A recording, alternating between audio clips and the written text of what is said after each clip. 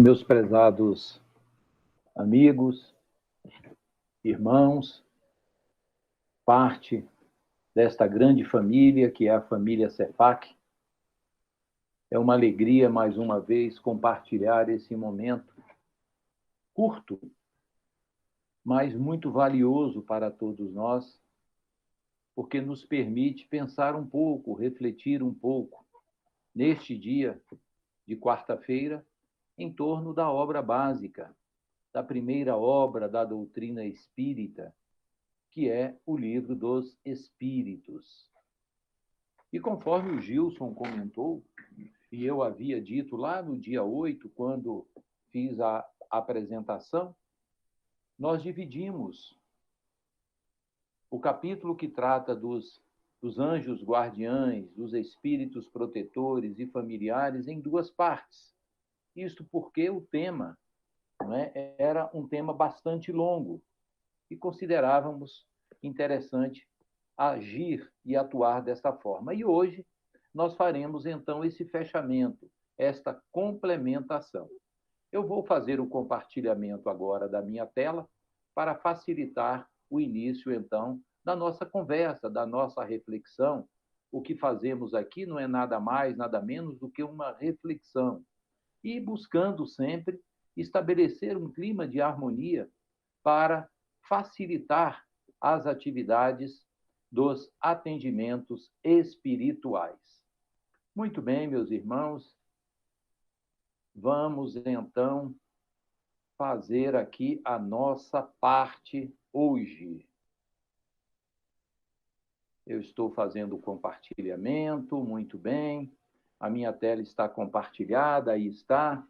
Nós trabalharemos hoje dando continuidade na segunda parte do Livro dos Espíritos, que trata da intervenção dos espíritos no mundo corporal. Existe uma relação intensa entre os espíritos desencarnados e nós encarnados, numa troca de energias, de pensamentos, eles nos influenciando e também as nossas ações, os nossos pensamentos agindo sobre eles. Mas a temática que nós trabalharemos hoje é a continuidade, conforme já comentamos, é sobre anjos de guarda, espíritos protetores, familiares ou simpáticos. Então vamos lá. Nós vamos fazer aqui uma breve recordação daquilo que foi tratado há 3 semanas atrás, para nos situarmos e, então, continuar com aquilo que está proposto para hoje.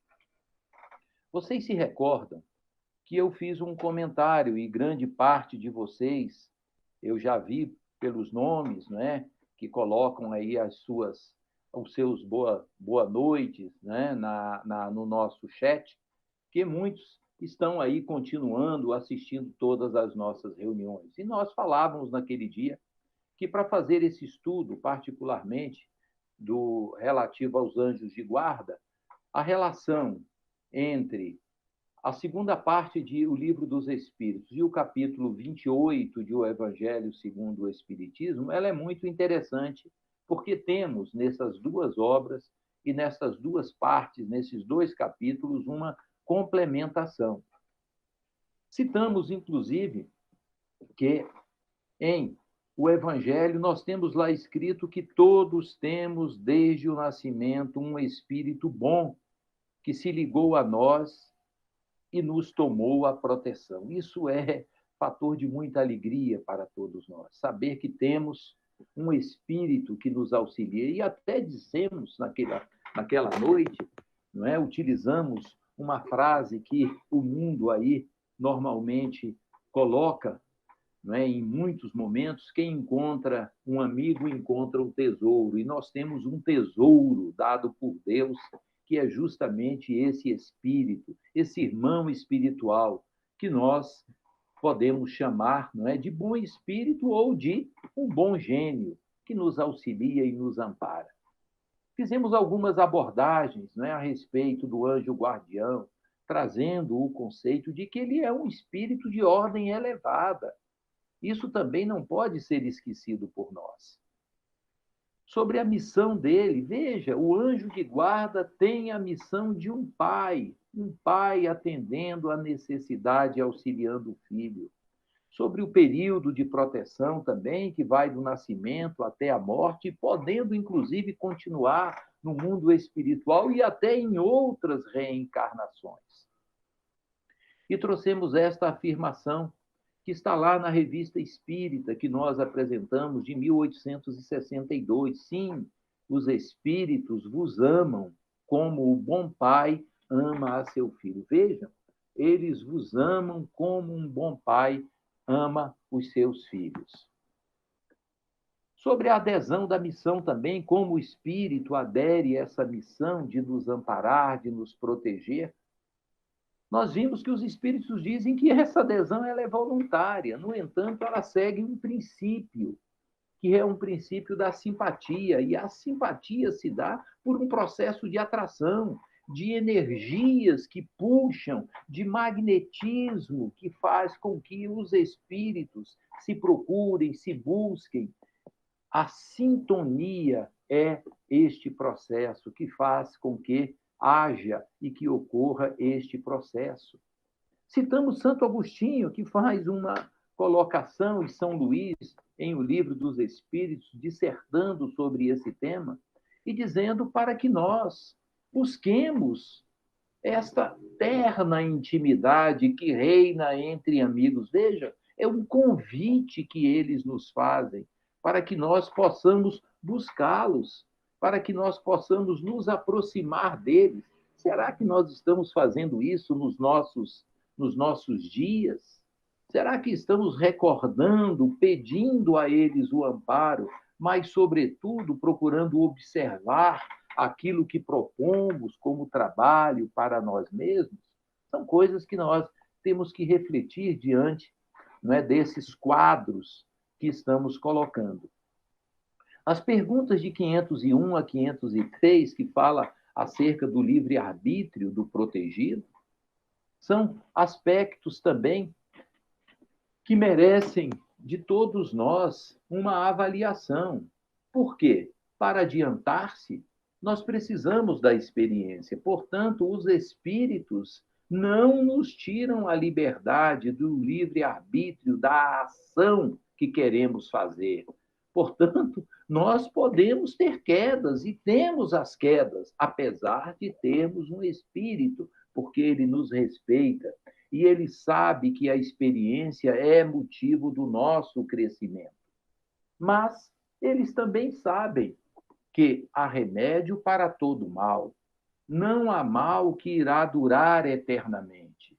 E todos nós recuperaremos o nosso tempo perdido, os nossos erros, a partir do momento que abrirmos as nossas mentes à sintonia das leis de Deus. E encerrávamos, então, naquele dia, falando dos espíritos protetores. Diferentemente dos anjos de guarda, que são espíritos elevados, conforme os espíritos responderam a Allan Kardec, os protetores são menos elevados, mas não são menos bons e benevolentes. Vejam. E nós podemos ter, à guisa desses protetores, parentes, amigos, pessoas que nos conheceram e atuam, então, nesta proximidade na nossa existência atual. Mas foi muito interessante, e aí eu faço um parêntese, porque quando eu concluía a reunião, o Gilson fez uma colocação que era justamente um pouco da ideia que eu queria trazer na continuidade. Porque nós falávamos do protetor sempre enfocando a ação do protetor para quem estava encarnado. E aqueles que estão desencarnados, eles recebem o auxílio, eles recebem a assistência, eles são também amparados, protegidos, auxiliados por esses espíritos. Como funciona esta relação?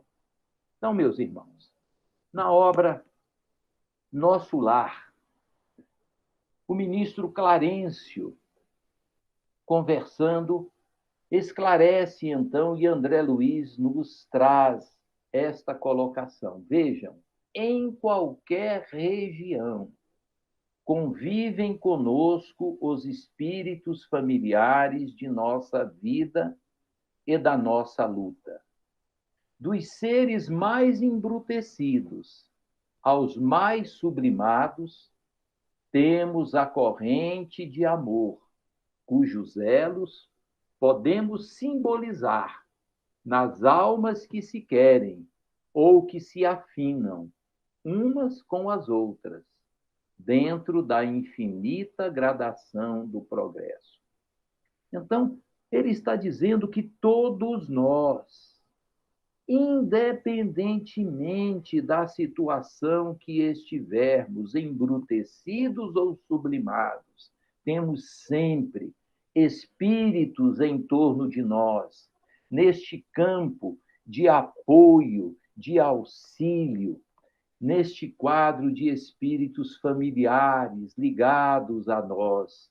Então, vejam, todos nós não estamos, em momento algum, desamparados destes irmãos protetores. E aí, eu trouxe para que nós pudéssemos refletir um pouco onde identificar a ação dos protetores. Tá faltando um Tzinho ali no tô, protetores nas obras de André Luiz. Eu trouxe 3 obras, mas se nós procurarmos, nós encontraremos essas ações em outras obras. É evidente que eu não vou dissertar sobre estas obras, porque o nosso tempo é pequeno, mas chamar a atenção daqueles que leram e daqueles que ainda não conhecem, para conhecer. A primeira delas é a extraordinária obra Libertação. Nesta obra, logo no seu início, no capítulo 3º, nós encontramos o instrutor Gúbio, que é e tem uma ação contínua nesta obra, fazendo um atendimento a Margarida, que é sua filha, e que se encontra encarnada numa situação de bastante sofrimento. E esta relação de Margarida, ela está muito ligada a Gregório, um ex-sacerdote, que atua no mundo espiritual, em campos de dores, de sofrimento e de trevas, e que durante toda a obra nós vamos verificar ali trabalhos para a recuperação, não só de Gregório, mas também de uma falange de espíritos vinculados a ele. E no desfecho, então, nós vamos encontrar Matilde, um espírito que é protetor, um espírito familiar, ligado a Gregório e que foi a sua mãe, agindo no processo de auxílio a Gregório. Mas vocês vão ter que ler o livro.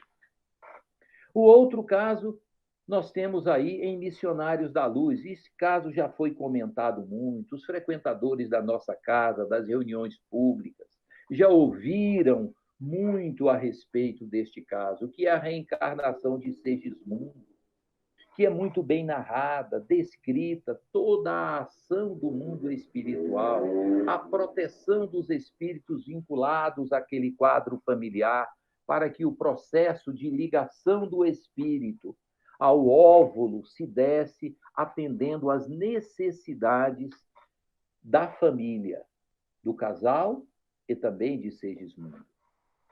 Vemos aí também a ação dos espíritos protetores agindo em benefício. E o outro caso, nós temos aí na obra que é No Mundo Maior. Nós temos aí o espírito Calderaro, fazendo, instruindo e agindo no amparo de Antonina. Antonina é um espírito que perdeu o pai ainda muito jovem, e se dedicou a trabalhar para auxiliar a mãe e uma irmã. E na sua fase já de adulta, passou a sofrer muito. E esses sofrimentos, que estavam muito ligados a uma outra pessoa, que era o Gustavo, levou no momento da separação a ideia de Antonina de suicídio. E então ela se preparava para esse suicídio, então teve o auxílio espiritual, a proteção, espíritos familiares, se aproximando para evitar uma dor maior. E nada mais, nada menos do que a sua mãe, Mariana, se aproximou, então, agindo em benefício de Antonina, juntamente com Márcio, que era um outro espírito, também conhecido dela de outras encarnações. Vamos ficar por aqui. Vejam, os espíritos protetores e familiares agem, sim, em benefício daqueles que necessitam deles. Mas não é só isso, meus irmãos. Se nós pegarmos também aqui onde identificar a ação nos atendimentos de sofredores, por exemplo, nas ações espirituais, como as que temos hoje de atendimentos da desobsessão, que tantos espíritos sofredores são atendidos, como é que isso acontece? Existem espíritos ligados a esse procedimento e que atuam diretamente nas casas espíritas, agindo em benefício deles?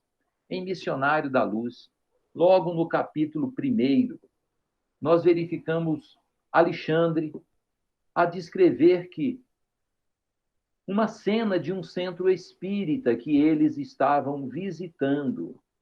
E lá eles encontravam dezenas de cadeiras dispostas em filas, mas que, no entanto, somente 18 eram ocupadas por encarnados. As demais atendiam uma massa invisível aos olhos do plano físico, nós encarnados. Era uma grande assembleia de sofredores. E ele diz, era um público extenso e necessitado. Mas havia ali um grande número de cooperadores que velavam atentos pelas necessidades daqueles espíritos. Então, vejam, hoje que nós nos encontramos aqui para um tratamento espiritual, estamos longe do Cefac. Evidente que a necessidade nos coloca com essa distância, mas estamos ligados ao centro espírita. E o Gilson já nos alertou aí, os comentários da mãe Zeferina, que o Cefac não para. Então, meus irmãos, lá no Cefac nós temos uma extensa fila de espíritos que serão atendidos. E é evidente que nestes processos, espíritos que deles têm afeição estarão agindo também em benefício deles. Mas organizando esse material, procurando nas mensagens dos mentores da nossa casa, e que nós recebíamos no nosso grupo Irmão Áureo, que era um grupo que durante muitos anos atuou no recebimento de mensagens e orientações para os nossos trabalhos, eu encontrei uma mensagem do mentor espiritual da nossa casa, do dirigente espiritual da nossa casa, falando sobre este ponto. E vejam o que Áureo comenta a esse respeito. Jamais um espírito sofredor aqui deixou de ser alvo do amor das equipes espirituais. Vejam, meus irmãos, jamais um espírito sofredor. Hoje, que nós estamos nos ligando mentalmente ao Cefac para sermos atendidos, mas também para pedir em benefício daqueles espíritos ligados a nós, por processos de influenciação. Vejam, meus irmãos, jamais um deixou de ser atendido. Vamos, então, no momento da nossa vibração, ter essa certeza e ligar a nossa mente a essa realidade. Porque sabemos que os espíritos atuam, os protetores, os familiares, os simpáticos, eles agem junto dos bondosos trabalhadores para proteger e para gerar campos novos de ideias e tirar esses espíritos, muitas vezes, do lamaçal em que se encontram, enxergando novas verdades. E nós podemos contribuir com a nossa prece, com a nossa oração e com a certeza de que podemos agir também. Mas, continuando, nós temos ainda algumas perguntas. Por exemplo, Existe possibilidade de um espírito protetor, familiar, reencarnar para acompanhar-nos na vida? Vejam a pergunta que Allan Kardec foi fazer. E os espíritos responderam que isso às vezes pode acontecer. E na obra espírita, que nós sempre dizemos, a obra de Francisco Cândido Xavier veio complementar a obra da codificação, trazendo as exemplificações para todos nós.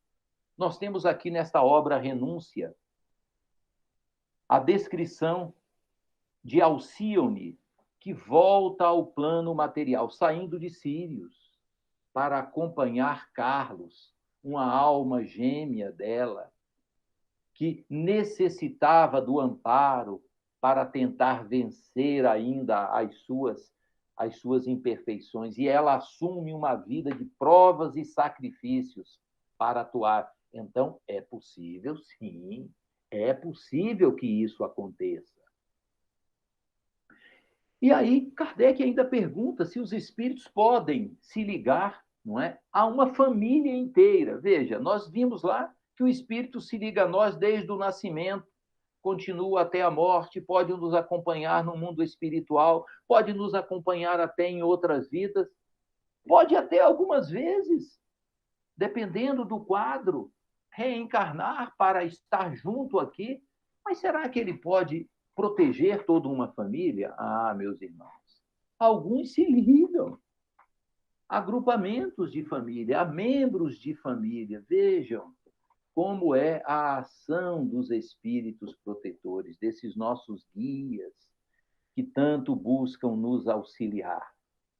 Da pergunta 518 a 520, Kardec pergunta sobre a ação dele, dos espíritos, sobre coletividades. Vejam, eles podem proteger pessoas? Protegem. Podem até reencarnar para auxiliar? Podem. Podem proteger uma família? Podem. Podem proteger coletividades, cidades, nações? O que será? Olha o que os espíritos respondem. As sociedades, as cidades e os povos são, de acordo com as paixões e o caráter neles predominantes, assistidos por espíritos mais ou menos elevados. Então, eles podem, sim, proteger coletividades, evidentemente vinculados ao quadro de desenvolvimento de cada um. E nós temos aqui nesta obra, Brasil, Coração do Mundo, Pátria do Evangelho, psicografada por Francisco Cândido Xavier, que Ismael e a sua falange receberam no século XV a designação de protetores do Brasil. Ismael é o protetor do Brasil, é aquele espírito que trabalha auxiliando a nossa nação. E nós temos nessa obra ainda, não é, descrito que Jesus disse a Ismael: manda o meu coração que doravante sejas o zelador dos patrimônios imortais que constituem as terras do cruzeiro. Mas muitos falam assim: poxa vida, nós temos uma proteção e podem acontecer problemas? Claro. O espírito, nós vimos anteriormente que ele sabe que o mal não é perpétuo, que a queda vai nos trazer reflexões para o crescimento e o desenvolvimento das nossas faculdades. Portanto, os espíritos, eles nos deixam crescer com os nossos próprios pés, mas existe uma orientação, existe um amparo, existe a ação do alto, não deixando os protegidos à deriva. E terminando, que é a última pergunta, trata dos espíritos protetores nas artes. Cadê a Cordélia? Olha a Cordélia.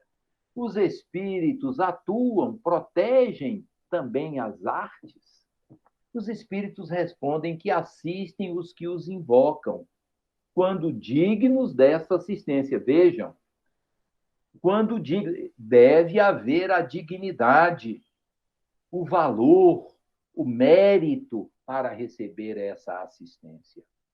E Leon Denis, Nesse livro, O Espiritismo na Arte, ele nos traz este esclarecimento.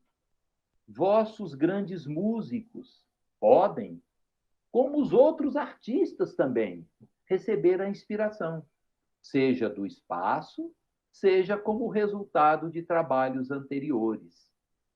É exatamente o mesmo fenômeno que se produz com os outros artistas. Então, é possível, sim, receber a assistência e esses espíritos nobres que dedicaram a sua vida à arte e que nos trouxeram tão belos, não é, trabalhos no campo da música, da arquitetura, da pintura, eles têm sim a proteção do alto, como nós temos a proteção também no nosso dia a dia, como os cientistas que estão debruçados nos laboratórios, nas pesquisas, procurando encontrar elementos para manter a saúde da população, também recebem o amparo, também recebem a assistência dos espíritos protetores.